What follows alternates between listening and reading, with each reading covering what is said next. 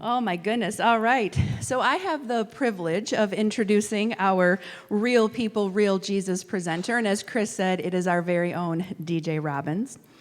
And as I was thinking about DJ and reflecting back to the first time I met him, we were in the Delavan Theater, and church was set up on the promenade. And I believe it was Christmas. And he walked in with his 4 boys.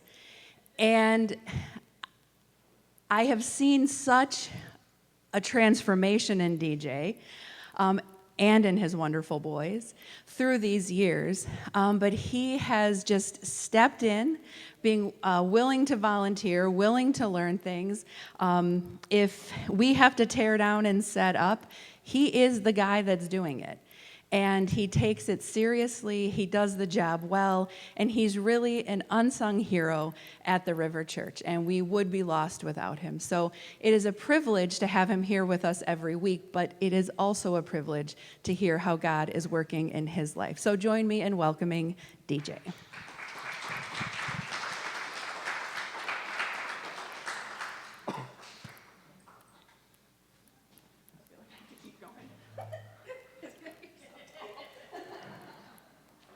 Well, good morning, church. Can you hear me okay? All right. I'm usually the person who stays in the back because I don't want to be in the front scene. I never like being in the light, even though I am a very dramatic person. So when I got approached by this to do the share your testimony, I thought of like Marvel superheroes. I thought of Superman, that's DC, I'm sorry. But I thought of all these superheroes, I'm a big Captain America person, grew up with that, X-Men, Wolverine, all these big superhero people. So I thought of a testimony is somebody who is big, dramatic, touched by God, something supernatural, something crazy. But then as I started to hear the testimonies of others, I realized that mine is just as important. So being the analytic person I am, I had to go back to the dictionary and I had to read what testimony is. Testimony is a formal written or spoken statement, especially one given in a court of law. Well, we're not in the court. However, the second part of it says evidence of or proof provided by existence or appearance of something. Something. So, what is a testimony? Well, a testimony is us giving account for something that has happened in the past. And it's a way for us to talk about something through a story. And we look at the word story, it means an account of past events in someone's life or in the evolution of something. Something. It just gets better as I keep reading because I'm an analytic person. You say 1 + 1 = 2, I go, yeah, that's proven. And I try to stay with that because if I start to go off left and right, it kind of gets lost because you feel like you're a squirrel just chasing different things. So I had it write up as a story. So I was born in 1978. Probably the best year of all, because it's my year. During this time, I didn't know what the mountains that I would climb, the valleys that I would walk through, the victories that I would win, and some major losses that I would definitely lose. But even more so, my parents didn't realize how much of a testimony that they would have also. When I was born, from a young age all the way up until probably middle school, I was constantly told that your child will not amount to nothing. Your child will have problems learning. And even as when I was super young, up to about elementary, I was told that I wouldn't be able to hear. I'll be deaf or very hard of hearing. So we can look at today and go, that's a total opposite, DJ. You're back here, you're doing stuff with audio and video, you're doing things that I can't hear, but yet you hear it. So that right there is we'll call that a victory. We'll call that a climbing the mountain and allowing how awesome someone is because of something. And that continued on all the way up until high school. Well, once I was in high school, I looked back and I realized that I accomplished all the grades in education and also in life, those chapters all the way up through high school. I even went off and I did a little bit of pre-college at a Bible college because of the influence when I was going to church. I felt like it was one of those, I got to do it, you know? Well, that kind of took a turn for the worse because at the end of high school, my parents got divorced. And you don't realize how we place things in life based upon what's around us or objects or statues in our life. Well, evidently, in my life, that was something that was very big because that was the thing that held me all together. So after high school, after I completed a little bit of college, I went on a very aggressive, rebellious time period. It was so aggressive that I would go out of my way to find the most horrible place to be. As long as I was accepted, I was loved, and I was wanted. Because I was doing everything possible to fill the void in my chest, the void in my heart, and also the ripping and the tearing of my spirit. Well, during this time being, I was also one of the kids that you would find standing outside of Hot Topic or Spencer's, all decked out in crazy black clothes, skater shoes, spiked hair, chains hanging off the belt loop. I was one of those kids, and I felt at home. Well, come to realize, I met a person. He invited me to a concert in my early 20s, and it was the Christian rock scene. The Christian rock scene was still evolutionizing. There was a bunch of kids, a bunch of hurt, but Jesus was doing something amongst us. And as I was going to these concerts, I met some other people, and they allowed me to stay. They allowed me to do things, me not realizing the effect that it would have later on in life.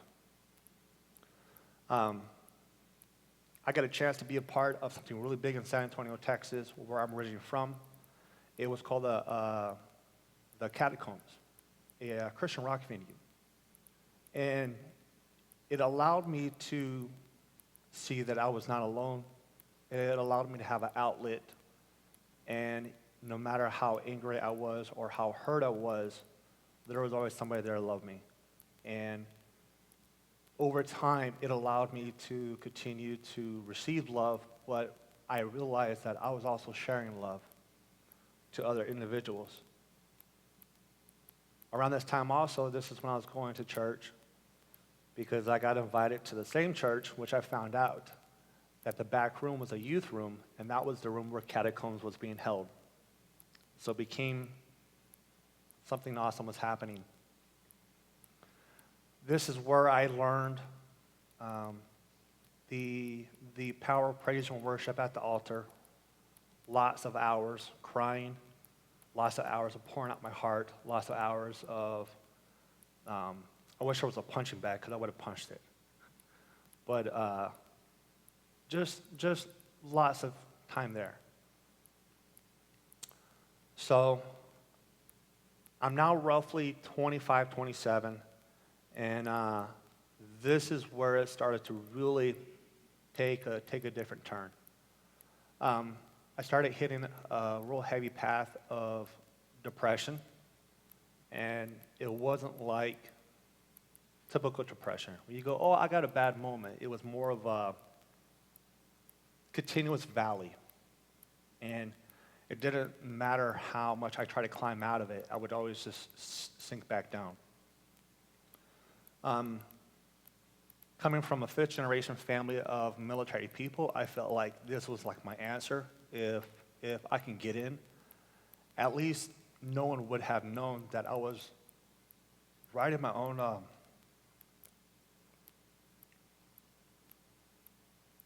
letter.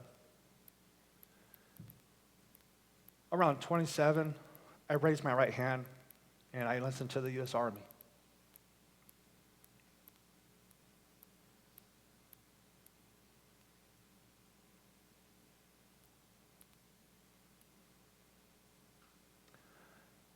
I was in the military for about 8 years total, did my contract, and I left. But during those years, when I was in the military, I look back and I realized that it wasn't just luck, because I don't believe in luck. Because if I believed in luck, it would have been something that I can say it was because of luck.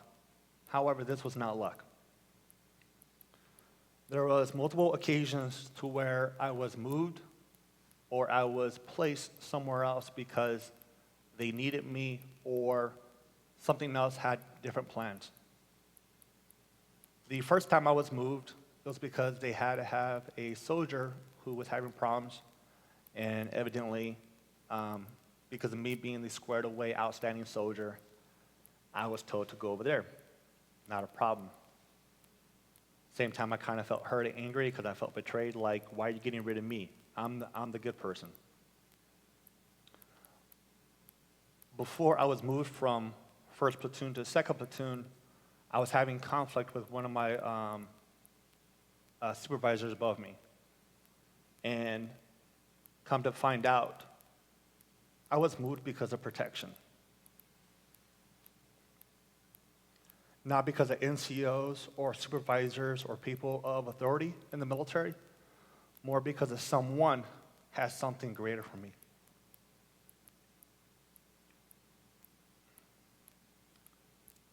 I was supposed to stand with a couple individuals. They were doing a clearing out process, looking for caches, bombs, different things. If I was standing with him, I would have been one of the injuries. However, I was not. Second time, not by coincidence. I was on home leave, and I got a phone call saying that there was an event that happened going backwards. Because I was moved from 1st platoon to 2nd platoon, I was told I wasn't supposed to go home until September. However, I went home in July. July is when the incident happened. And of course, automatically, I wanted to get back to my unit because when I went to the military, day one, I wrote my letter.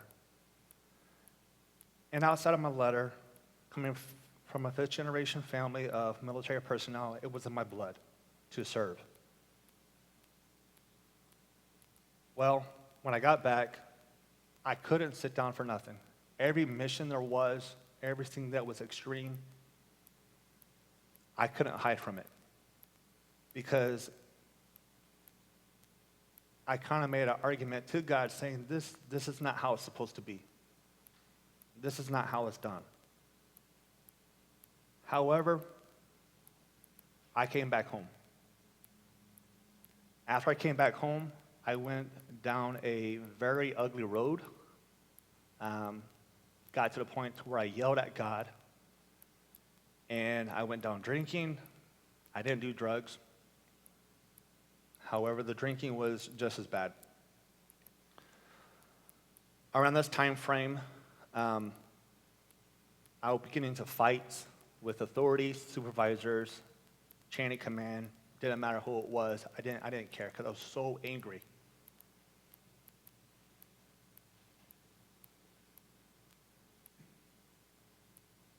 But during this time also, I met somebody who 14 years later, around this time frame, I would also lose again.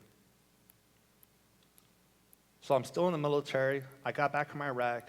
I already did the rebellious, angry moments, and this person came in my life named Danielle, which then Danielle, over the years, brought me 4 beautiful boys. 3 out of the 4 are here, and all of them have special, unique attributes, gifts, and things that I totally look back and go, thank you, God. Because now my perception is not just of a child, of a son, or an individual, but more of a father's love. And you see how much you as a child is important.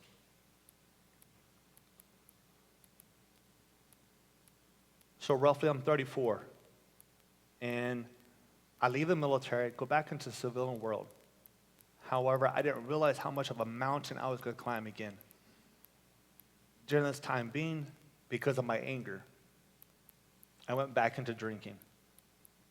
I went back into fights, back into arguments, and also some of those arguments and fights was with the person I was with.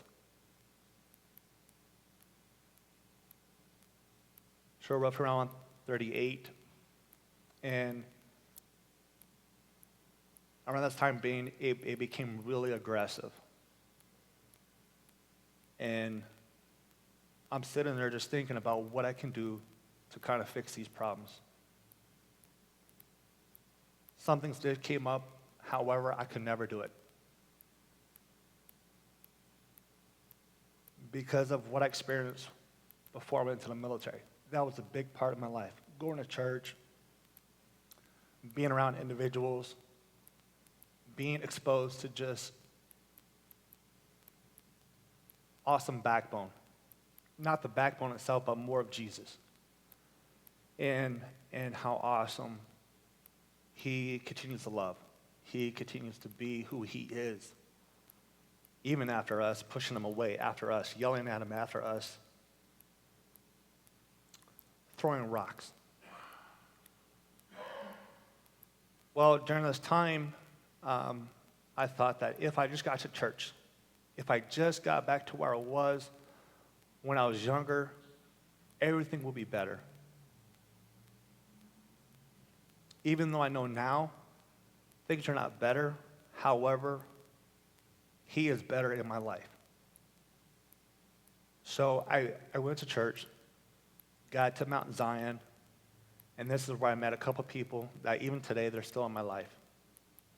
I got a chance to, because of music, I got a chance to work with them for a little bit, and it was totally awesome. Didn't think anything of it. And then it got to a point where God had to move me again. And this time around, I didn't want to move. So I got very angry, and not with the actions out of anger, which was drinking again and everything else, but more just actions. And later on, I come across the River Church. And it was around Christmas time. And I was so nervous because of having 4 young boys walking in, getting that look of, oh, this is a young man that has lots of energy in life. And I was already expecting to be told to leave. However, it was the opposite.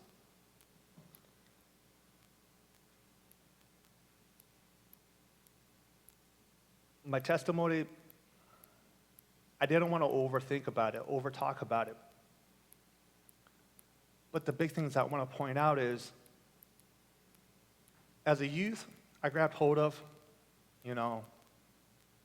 strength. How strong are you? Can you do 200 push-ups? Can you power lift? Can you do different things? So I would always lean into Philippians 4:13. I could do all things through Christ who strengthens me.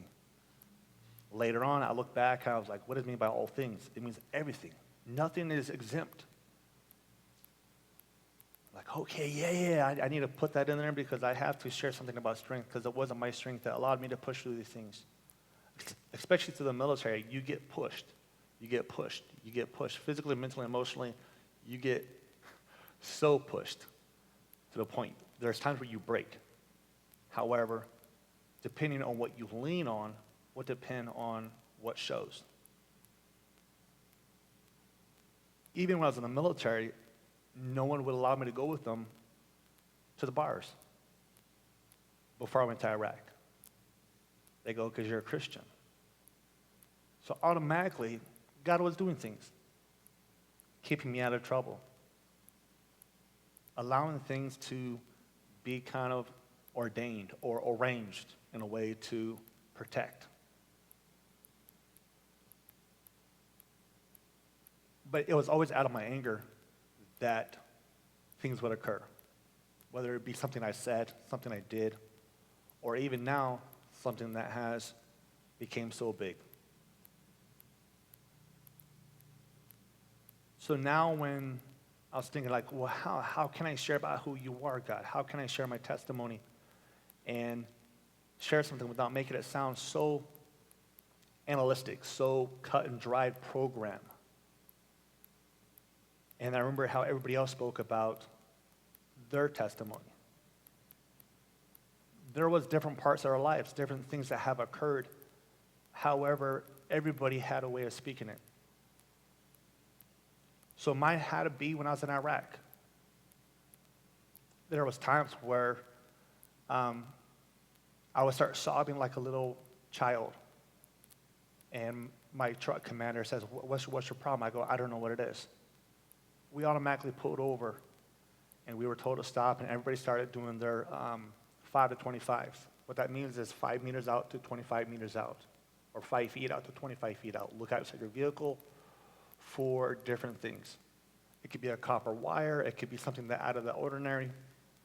Different things. Come to find out, there was a major pressure plate of an IED further up north.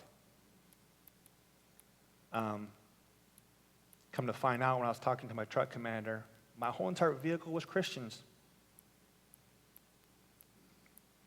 Not just Christians, but Christians who listen to DC Talk and some of the original core Christian bands, even hip-hop Christian bands. And it was really weird in a way because my morale got better.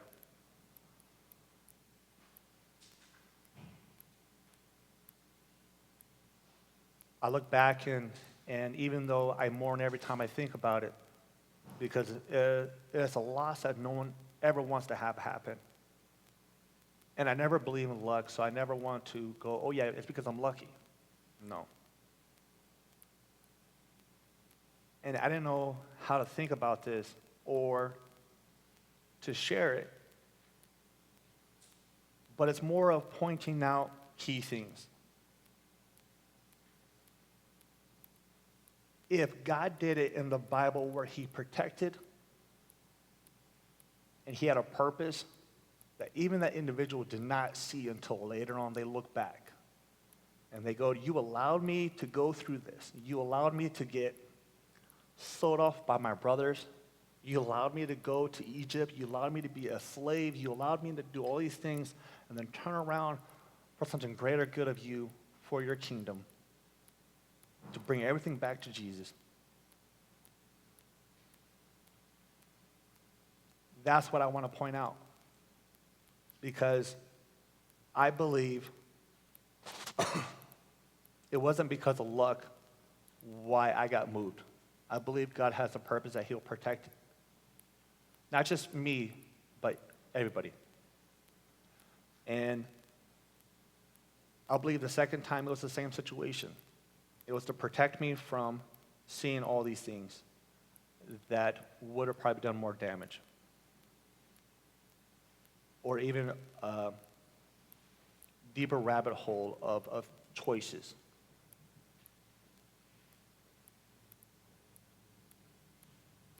Even today, my kids don't like me talking about the military because of how it gets me all riled up. And sometimes I don't show the emotions or show the aftermath until like 4 or 5 hours later. However, I want to lean into this scripture. And because of this scripture, I also want to share it with you. Psalms 28:7. But before I read this, I want to share something with you. Because of me being an eldest person, I had to look it up. How many times is the word strength shown in the Bible? It's 360. That's a lot. How many times is anger roughly in the Bible? it's about 200 and something. I'm like, those are some big numbers. However, strength is bigger than the anger part. So I can definitely brag about that. So, Psalms 28:7. The Lord is my strength and my shield. In him my heart trusts. And I am helped. My heart exalts, and with my song I give him thanks. It's so profound and it's so simple, but it's so big. Because he gives me strength to wake up in the morning, to kick out my legs. He shields me and protects me. And even at times when my heart doesn't want to lean in and to exalt him, I still trust him. So it's to my children that I say, do not lean into anger, but lean into peace and love and joy.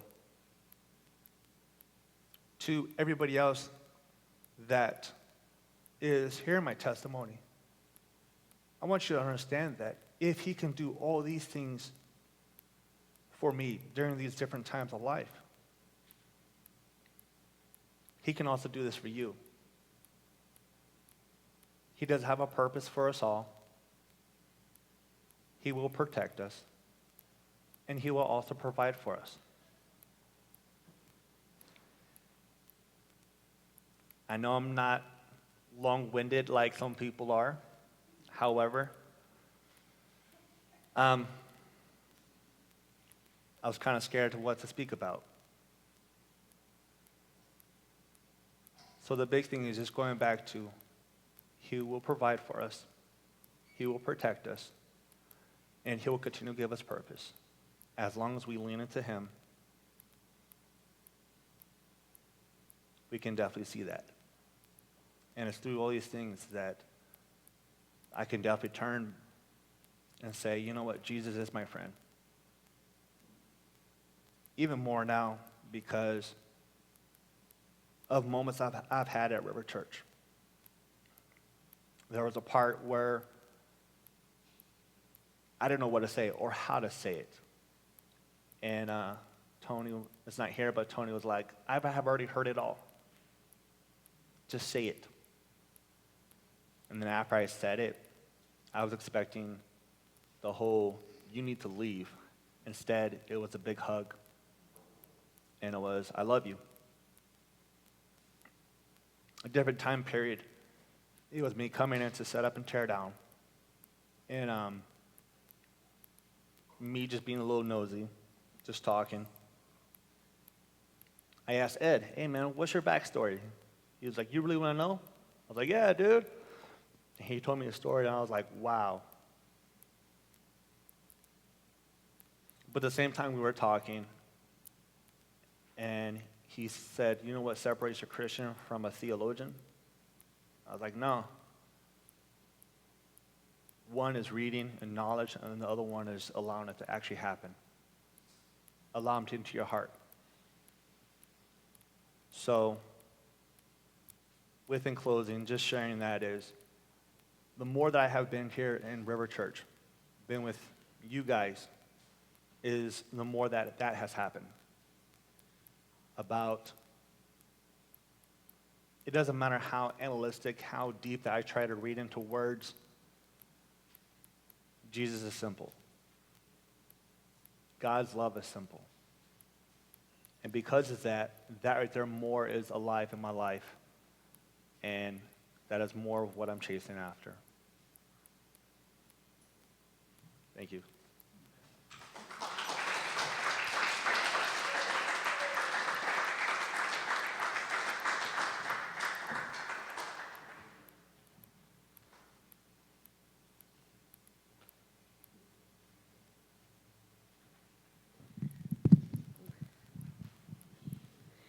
It is not easy to get up and talk after these testimonies. I am just so grateful for this opportunity that we have. I've said it before, but it takes bravery to get up and share. And I don't think that there has been one person who has talked who has said, oh gosh, I don't know how people are going to look at me after I say this. And I just think, oh my gosh, all I see is the glow of Jesus in each of these stories.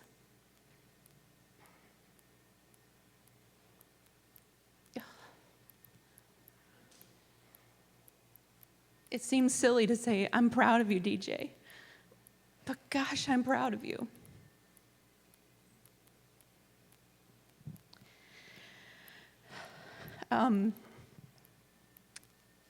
As we come to the table, there's really not a whole lot else that could be said. I think DJ talked about Jesus really, really well. But I would just invite you to just quiet your heart and just close your eyes. Each of us has a story, and our story is evolving every day of the week. A lot of times we are so aware of what has been allowed in our lives that we forget what we have been spared. And it may not be until we see Jesus face to face that we know those things. And quite honestly, when we see Jesus face to face, I don't think those things are going to matter. But God is leading every single day. And it takes us being quiet. It takes us being still. It takes us being grateful even when things are hard, for us to hear his voice and for us to see how he's moving. And I couldn't say it any better than DJ said it, but God is in all of the details, the things that maybe don't make sense, the tears that come that requires a vehicle to pull over so you're protected from what's ahead. The pauses in life are God too. And so, Jesus, as we come before this table,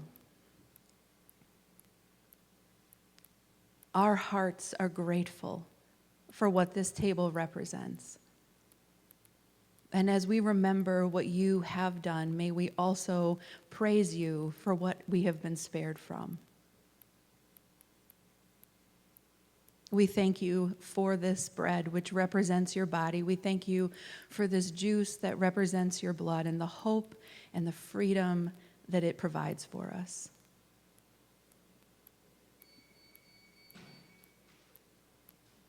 We thank you, Jesus. When you are ready, please feel free to come forward. Chris and Aubrey will be administering the elements.